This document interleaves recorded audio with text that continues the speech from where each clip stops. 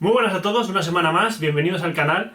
En el vídeo de esta semana traemos una nueva sección. Una sección en la que vamos a hablar de un elemento del juego muy importante que todos debemos conocer y que muchas veces, por desconocimiento, aplicamos mal.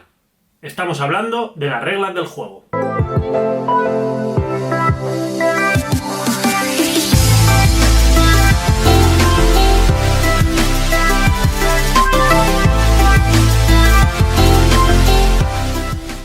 Las reglas del juego, en el fútbol y en cualquier deporte, son muy importantes porque marcan los límites y encuadran el deporte en un contexto sobre el cual luego se desarrolla el juego. Pero es algo que inconscientemente pensamos que solo deben conocer los encargados de hacer que se cumplan, que son los árbitros.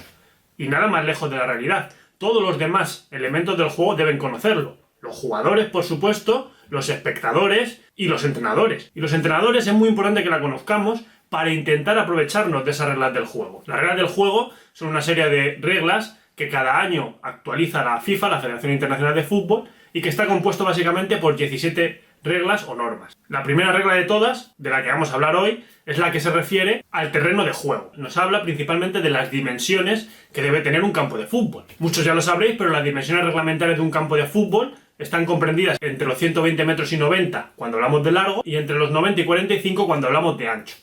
Pero estas medidas se amplían cuando hablamos de partidos internacionales, de competiciones internacionales o partidos de selecciones, en los cuales el largo del campo tiene comprendido entre 110 y 100 metros y el ancho entre 75 y 64 metros. Son unas medidas que difieren un poco de las competiciones locales y que intentan sobre todo estandarizar los terrenos de juego para que todos los equipos jueguen en las mismas condiciones. Y hablando de estas dimensiones, ¿os acordáis al principio del vídeo que hablé de que los entrenadores debemos conocerlas para aprovecharnos de ellas? Se ha dado durante toda la historia una situación muy curiosa, que es que, dependiendo del rival al que se enfrentaban, algunos equipos mandaban variar esas dimensiones del campo. En España, por ejemplo, se hizo muy viral, se habló mucho de ello, una decisión de Joaquín Caparrós cuando entrenaba el Athletic Club de Bilbao, que en un partido contra el Barça ordenó reducir el ancho del campo. Se veía, sobre todo en fútbol regional y base, muy a menudo. Dependiendo del equipo que te visitaba, modificaba las dimensiones del campo. Si venía a jugar un equipo el cual le gustaba jugar en amplitud, le gustaba jugar con el equipo abierto, reducías el ancho, ya se dificultaba más su juego y te era más fácil a ti defender. O al revés,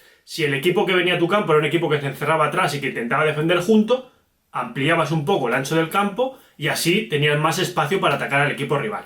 Esto a día de hoy, con la llegada de los campos de césped artificial, que ya las líneas vienen marcadas, no se realiza, pero sí fue una artimaña que utilizaban los entrenadores para modificar el terreno de juego dependiendo de las características del rival que venía a jugar. No sé si alguna vez os habéis preguntado para qué sirven el círculo central y las semilunas del área, en la frontal del área. Quizá muchos creen que es para hacer bonito, que es estético, pero tiene una función. El círculo central tiene un radio de 9,15 metros, que es la distancia mínima a la que se deben colocar los jugadores antes de empezar el juego. Y lo mismo pasa con el semicírculo del área. De cualquier punto del semicírculo del área al punto de penalti hay 9,15 metros, lo cual es la distancia mínima a la que se tienen que colocar los jugadores antes del lanzamiento de penalti. Por lo tanto, estas dos áreas dentro del terreno de juego, la del círculo central y el semicírculo del área, no están puestas por estética, están puestas para medir y que el árbitro sepa a qué distancia mínima se tienen que colocar los jugadores. Y antes de acabar el vídeo, os voy a hacer dos preguntas sobre esta primera regla del juego, a ver si lo sabéis o si os va a pillar por sorpresa. La primera de ellas es si el banderín de córner creéis que es obligatorio o no tenerlo siempre en el campo de fútbol. La respuesta a esta pregunta es que sí. Según el reglamento de la FIFA, todos los partidos deben empezar con los banderines colocados en los córneres. Y la otra pregunta que os hago, que seguro sorprende a muchos, es si las porterías deben tener red o no antes de empezar el partido. ¿Vosotros creéis que no se puede empezar un partido sin redes? Pues la respuesta es que sí. Según el reglamento de la FIFA, las porterías pueden o no tener redes, es voluntario. Eso sí, deja a decisión de cada organizador de la competición su obligatoriedad.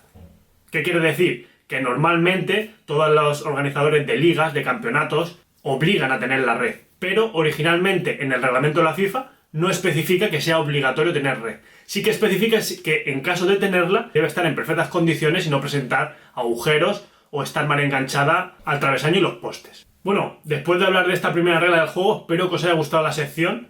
Hemos empezado por la regla número 1. En vídeos posteriores iremos hablando de las demás reglas hasta llegar a la 17. Si os ha gustado el vídeo, si os gusta esta sección, si queréis que la traigamos más a menudo, dadle a like, compartid, suscribíos si no lo habéis hecho y nos vemos la semana que viene. ¡Chao!